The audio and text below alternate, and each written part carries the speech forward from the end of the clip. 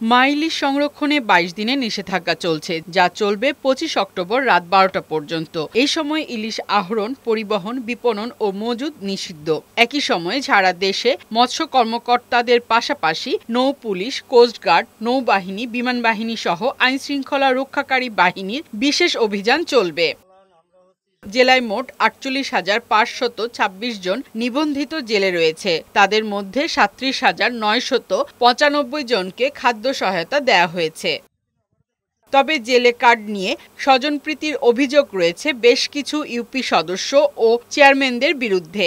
রিকশা চালক, ব্যবসায়ী সহ অন্যান্য পেশার লোকদেরকে জেলে কার্ড এবং চাল দেওয়ার অভিযোগ করছেন প্রকৃত জেলেরা। যারা জানলে না তারাও জাল অটো চালাই হেরাও জানলে চাল পায় আর কি, যে অরিজিনাল জানলিয়া হে পায় না। যারা রিক্সা চালায়, যারা অন্য কাজ করে তারা সবাই চাল পায়, কিন্তু আমি কোনো সময় চাল পাই না। মেম্বার চেয়ারম্যানে যারা জানলে না হ্যাগো দেয়, আত্মীয় স্বজনের দেয়। এদিকে ২৫ কেজি চাল পেয়ে সন্তুষ্ট নয় জেলেরা। চালের পাশাপাশি আর্থিক সহায়তা দেওয়ার দাবি তাদের। আমাদের তো এই ২২ দিন অবরোধে ২৫ কেজি চাউলে তো খালি হয় না। চাউলের সাথে বাজার সদাই করার জন্য যদি কিছু আর্থিক সহযোগিতা করতো সরকার, তাহলে আমাদের জেলেদের জন্য উপকার হইতো।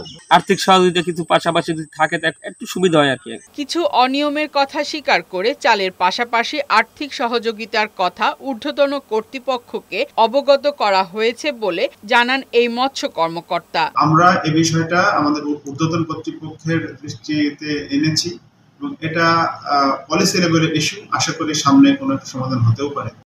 ফারহানা শিমু, বৈশাখী সংবাদ।